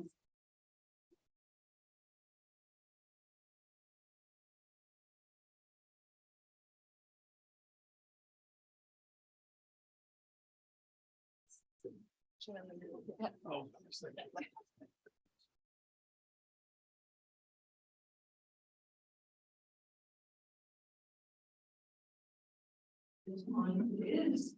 Good morning. My name is Mary Ann Rutger. I'm a partner with Warwoods here in Raleigh. I'm pleased to report that we will not be talking about quantum computing or blockchain technology. I had to write this down to remember even one day more. I'm a liberal arts major. Probably need to go to state to get some more STEM training, but I'm pleased to introduce to you a panel that many of you already know. These are folks in our educational system who have for many, many years been deeply committed to working with students and with the community to provide some of the innovation and pipeline and diversity, equity, and inclusion that all of our panelists have been talking about today. So we're going to try to dive into those things a little bit more. With me are Dr. Connie Book, President of Elon University, Dr. Randy Woodson, Chancellor of NC State, Dr. Angela Quick, Senior Vice President and in charge of the education practice area at RTI International. So we've heard a lot about innovation. We're going to start with innovation. Both Elon and NC State have recently adopted a new 10-year strategic plan. And one of the pillars on both of those plans is about innovation. So I'd like for each of you to talk a little bit about what that means, what innovation, whether it's innovation in what you teach or innovation in how you teach it, means as you look forward into the future. And we'll start with Dr. Book. You ready? Thank you. Great to be here. One of the things I love about North Carolina is the diversity of our higher education system. So we've got, and it's ranked in the top 5 consistently in the country. So just great offering between public and private institutes. It's really a remarkable place to provide leadership in higher education. And Elon's proud to be part of that. We have a little over 7,000 students. We are a net importer to North Carolina, so 80% of our students come from out of state, and then they end up staying, many of them. So our largest alumni base is here in North Carolina. It's a great place to live and work, so they get introduced to it, love it, stay. In terms of innovation, and first I'll just say, you might hear the words 10-year strategic plan and think, that's not very innovative. But I'm here to tell you that in higher ed, we do the long play. You have to think about our product. It's 4 years in the making. If we're, for the most part, you may not be aware that it takes most students in the United States more than 4 years to graduate. But I'm very proud, and NC State and Elon, I think, have exactly the same 4-year graduation rate, so well over 80%, which is a commitment to getting those people out in the workforce, into the professions they desire. So to create an innovative culture is in the forefront of our mind all the time at Elon. It's a privilege to be a private university, but it's also a big responsibility because I'm fond of saying Elon has Elon's back, and it's up to us. So we intentionally are working to be responsive to curricular needs, interdisciplinary work. All of our students today, because of the K through 12 emphasis on STEM that started 20 years ago, if you're a journalism major, you still want STEM. If you're political science, you still want STEM. So it is working. It has worked that they all want double majors, minors, certificates, areas where they can connect STEM, because that's how they're wired to think from that investment that our country's made in K through 12 STEM work. So it's working, we're feeling it, we're responding. We've launched engineering, health sciences, biomedical. And we're seeing all of the fintech, the way that finance technology, they're all starting to work together. And we have a new quad on campus dedicated to interdisciplinary space. So, Randy? Yes, so our strategic plan really is focused on, let me back up. One of the things that keeps us innovative and that we know is a critical part, and our colleagues from Lenovo mentioned this as well, is we need to be engaged with the communities we serve. And so it's critical for partnerships are critical for us. If you think about, there are very few universities in the country that have places like Centennial Campus. Centennial Campus is a place where we have 75 companies that are headquartered or have employees that work on our campus, side by side with our faculty, side by side with our students. And so for us to be innovative, we have to be collaborative with the industries we serve. And that's not just government, and the private sector, but it's all across the scale of the economy. So engagement is a big part of the way that we feel we keep our university innovative by making sure that, faculty are wonderful creatures. I spent 26 years on the faculty at another university, and we can get a little siloed in our world because we're really smart about one thing and we know it's real deep. But for us to create the kind of curriculum and to create the kind of research that will drive the economy forward, we need our faculty, our students to be collaborative with industry. And that's many universities across the country shy away from those kind of partnerships with industry because they believe it somehow taints their research. It somehow it makes them less innovative. In our world, it's what drives innovation for us is the partnerships we have with industry. When I got there, I told my team, I wanted us to be the easiest university to work with. We're not, but we're working hard at it. If you talk to any industry that works with universities, they'll quickly tell you, holy moly, I almost used another word. That's a bureaucracy. It's more difficult to figure out. And a lot of universities hold their intellectual property very tightly because they think it's really valuable. But it's only valuable if it finds value in the marketplace. And so we work really hard to make sure that we have agreements with research agreements with companies where everyone is winning and the marketplace wins. So partnerships, engagement is a real driver for us. Yeah, so Angela, a little bit different question for you. You might have a 10-year strategic plan, but I didn't find it online, so. It's shorter. Yeah. It's not 10 years. It's definitely a strategic plan. Yes. But you describe yourself to us, you personally, but also RTI International as being both a beneficiary of the higher ed system in the state and also a contributor to it. And I know a big part of what your team does is to help school systems with innovation. So I thought you could speak to that for this group. Sure. Thank you. Hi, everyone. I represent RTI International, and before I get into the contribute topic and the beneficiary, do want to say that RTI International around 6,000 employees, and we do research in around 240 disciplines, of which education is one.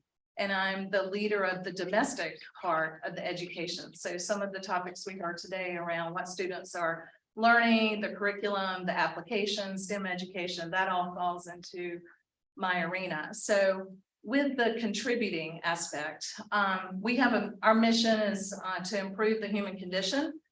There's no better way to do that than education, and we have an education presence internationally as well as domestically. And then we also talk about turning knowledge into practice. So I would say we contribute to the education ecosystem as partners.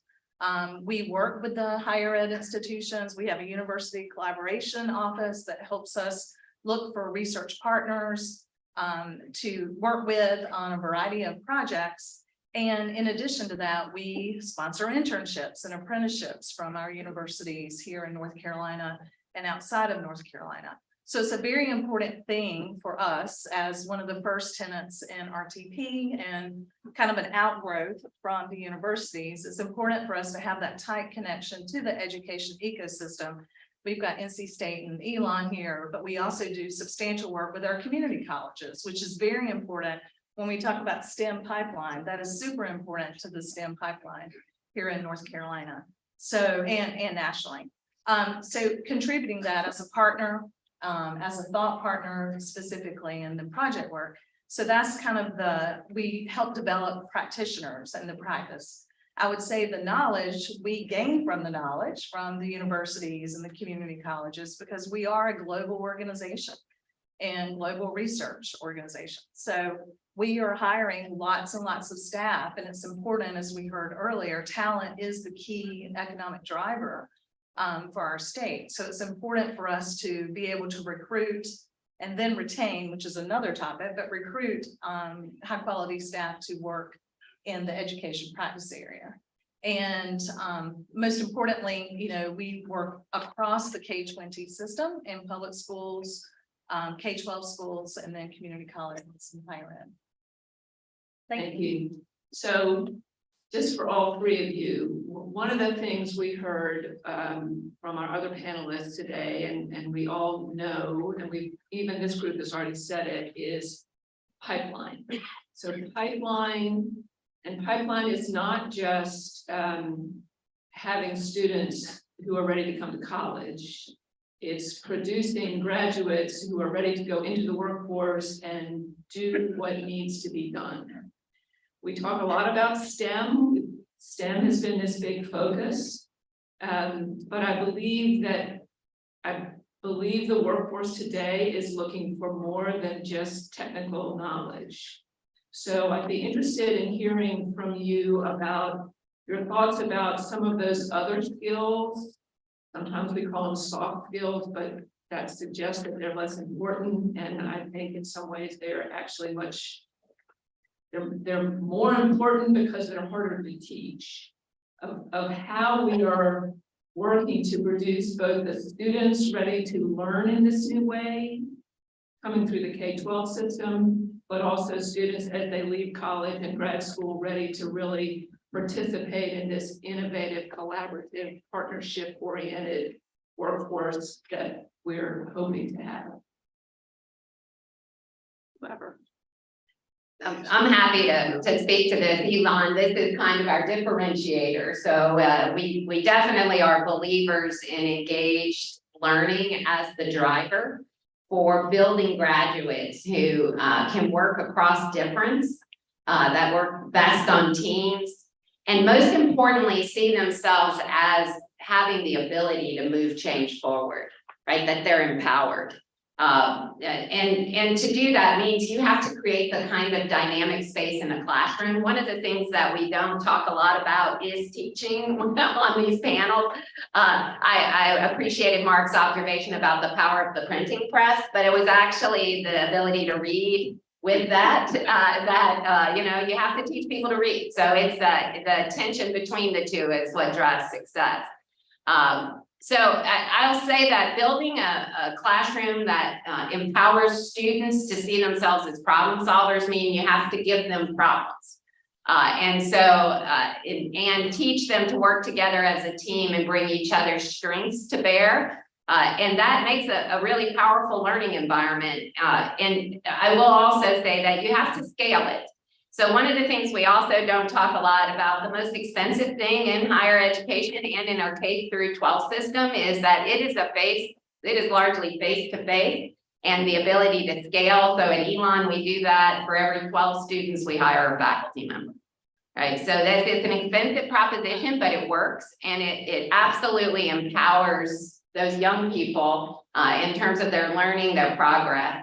Here's a great example. One of our economics professors is working with a team here in Raleigh. She's really talented, teaches supply chain, and she's using human trafficking. And we have a real issue with human trafficking, and I-85 and I-40 in that corridor are part of the challenge. So looking at supply chain and human trafficking and how might you solve that problem? So you have to be able to understand the ins and outs of supply chain to see the evidence and the data of what's happening. And so a team of students are working on that and producing the results and sharing it with people who are problem solvers as a way to connect the research and knowledge to improving the world we live in. So that's the kind of, takes time, takes talented people, but it works.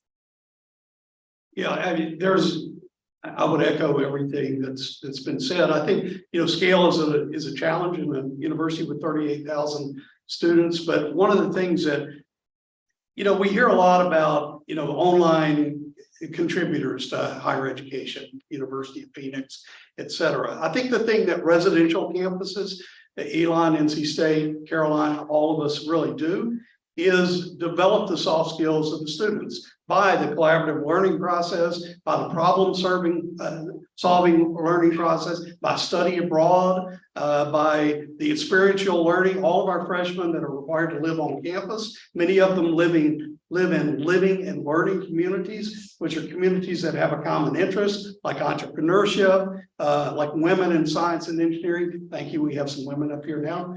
It's been a while, but glad to just pointing out the obvious. But all of those things really put in our students in a position to have to develop and learn the soft skills that are necessary to work in teams, to solve problems, and to leave the university in a better position to be a part of the economic development of this state. So that's what I did.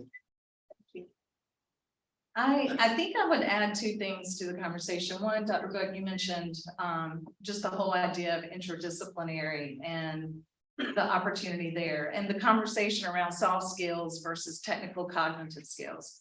You know, from an organizational standpoint, it's hard to tease out soft skills in interviews and recruitment and things along that line. And I think it's important for us to just understand that that is the new workforce, that it's expected. Things like problem solving, resiliency, tenacity, being able to know what to do when you don't know what to do. And in the field of education, that's important, not to give up and to take another try, especially females in STEM. We've talked about that. So I would say on the innovation front at RTI, we support education systems looking at new models of schooling that is coming forward from COVID, but also place-based, you know, like things like cooperative innovative high schools that are on community colleges and 4 years campuses. We're also doing research and studying around methodologies to encourage thinking. The former panel talked about think and not regurgitation.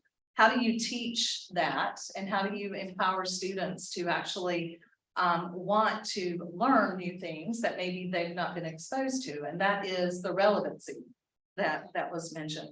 And so we are doing research around what are the methodological techniques to create this type of learning and learners in K-12 through K-20 actually systems.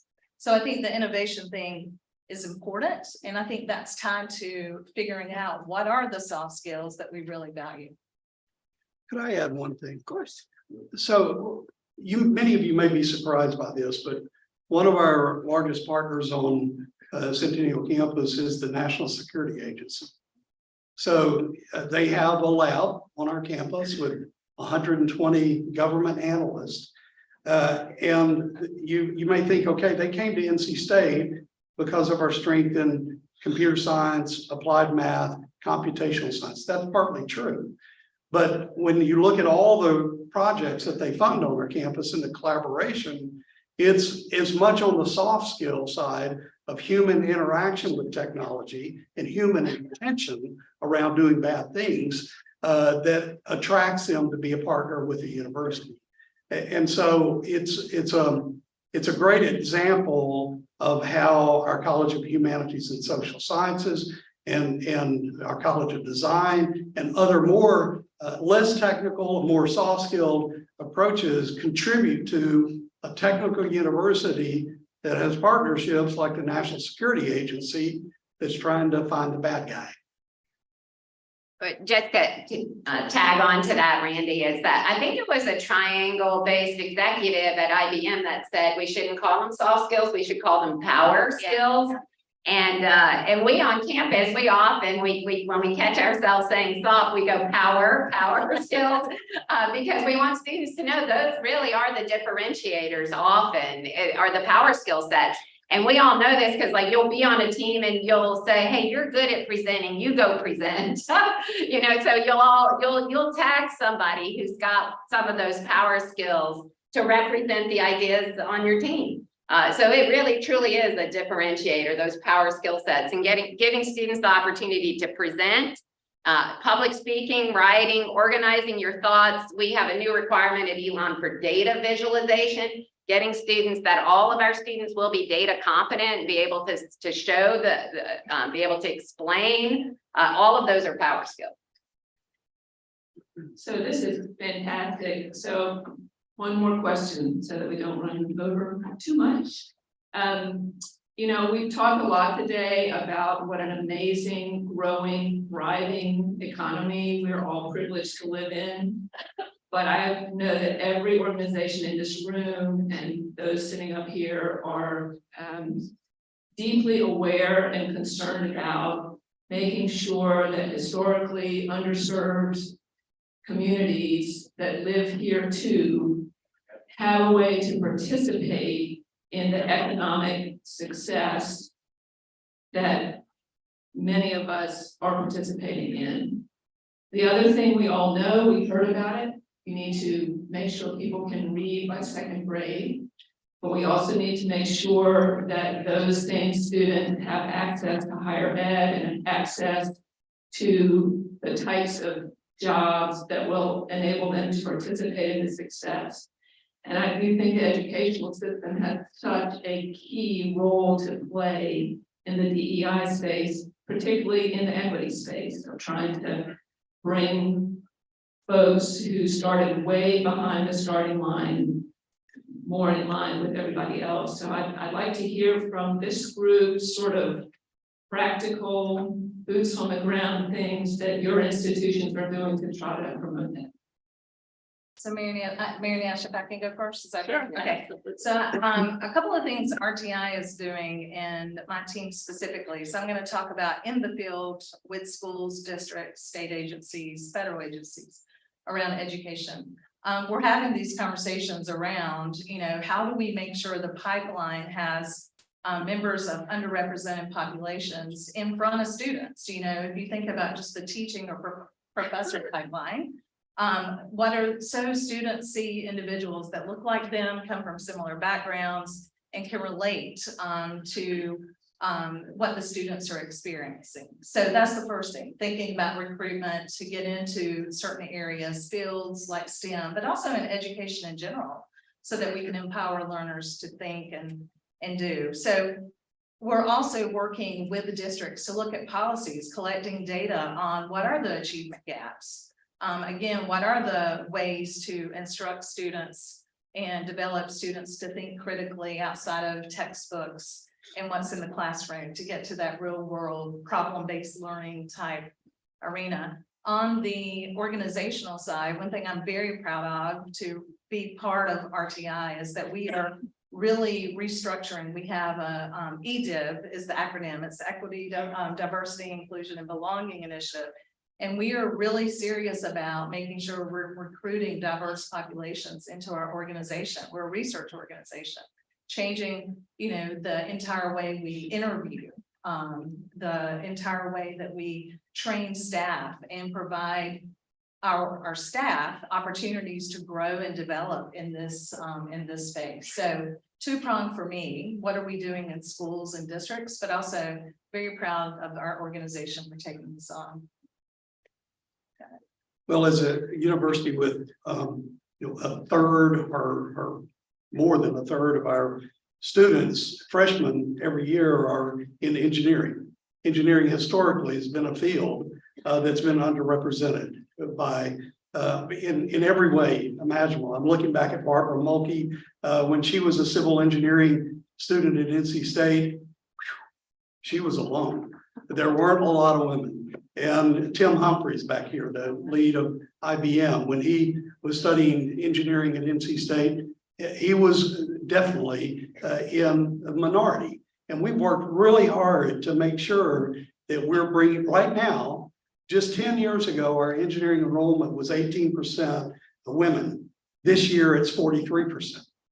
And now that starts with going into the high schools and going into the junior high and giving students and teachers problems that they can use to help young women and underrepresented groups understand the kind of careers they can have with the skills that they're developing and not lose them from the pipeline before they ever get to a university like ours.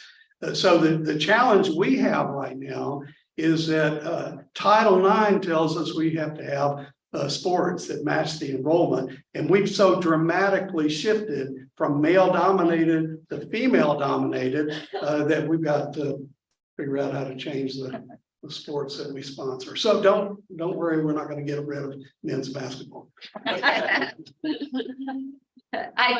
can I just say, the women's team is doing awesome. They are. In all ways, every sport. At Elon, and I think across higher education, we often are the incubator for what's ahead for the world, right? So when you look at college campuses, that's what's coming, right? And we take that seriously. So we do believe that it's essential that universities prepare young people to work across diverse teams of people, as well as that they will be part of an equitable solution. So we have a long-standing course at Elon called the Global Experience, which all freshmen take, which introduces them to global difference. And then the majority, 85% of students will go on to study abroad. So we were thinking about this from a global perspective 25 years ago. What our faculty challenged themselves to do is say, hey, domestic diversity is equally, if not more prevalent in the future of our students' lives immediately than global diversity. So in addition to the global experience, the faculty have worked on a new requirement called advancing equity. And what it does, it's problem-based and it lives in the disciplines. So if you're a business major, you'll take it with a business lens. If you're environmental science, you'll take it with an environmental science lens. And it asks students to take on a challenge around equity and build a solution. What I love about this requirement is that it absolutely, if you think about your own awareness with sustainability, like this idea that if we all turn out the light, we're going to make a difference. If we all recycle that can of soda, we'll make a difference. Absolutely, that is true, right? And sometimes problems or challenges can be so overwhelming that we can't make it user-friendly to how we live our life individually. So the course is designed to teach them, yes, you as an individual, as a team member, when you go out to work, you are going to make a difference and work on that creative solution now as an undergraduate and take that on. So thanks, that's great. We also heard earlier today that it's the young people who caused the change. That would not be me anymore, but I own some. So, I hope that sort of training is exactly what we all need. So I too have gotten a high sign that our panel is done. I want to thank all three of you for your contributions today, and thank you all for coming. I think Chris is going to close us up.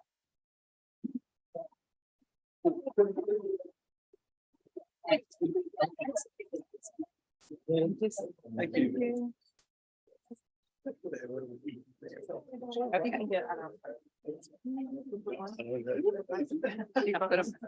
what? Oh, here we go. I don't know.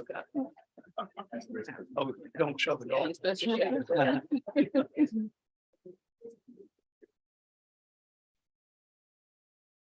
Thank you for making us fun. Good to see you. Our best friends, who live across the street from you. What a great panel on higher education to the higher education leaders.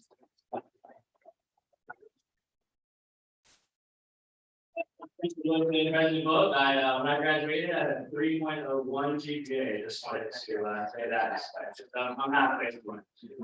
Anyway, thank you to all the panelists and moderators. What a great way to conclude today's event. And I'd also like to personally thank the Carolina Hurricanes as well as the PNC Arena for making today possible and providing us with this amazing venue space. Let's give them a quick round of applause.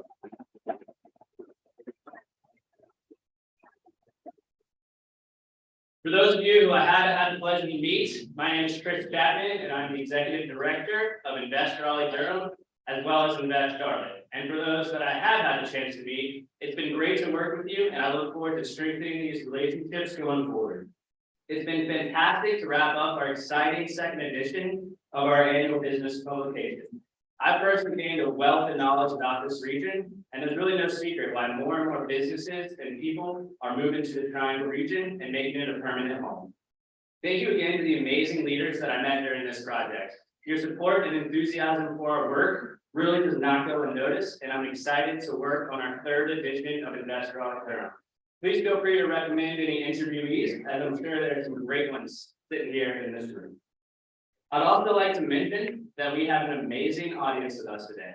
And I think that speaks to 2 things. One, really, the work that we do is extremely important to provide business intelligence about this amazing location of Raleigh-Durham. And 2, I think it speaks to the volume of this business community, a community that leans in, rises above, and always strives for more. I'd like to personally thank our sponsors for making today possible. Elon University, Jim Allen Group, Lenovo, North Carolina State University, RTI International, and Stegra. To our bronze sponsors, CP Wilson Construction, IBM, K&L Gates, Phoenix Commercial, and Research Triangle Park, and our honored sponsors, Catapult, DPR Construction, KW Commercial, McGuire Woods, PNC Arena, and the Carolina Hurricanes, and Stouts. As you leave, please be sure to grab your complimentary copy of Invest Raleigh-Durham. If not, I'll have to take extras back to my home office, and I really don't have them. Last but not least, while Raleigh-Durham might be newly released, we've actually just begun research on our 4th edition of Invest Charlotte, and we'll have our annual leadership summit over the summer, probably around July 2023. Once again, thank you all for joining us today, especially to our presenters, moderators, and panelists for your insightful words, and of course, our sponsors for supporting our efforts. Thank you all, and have a fantastic week ahead.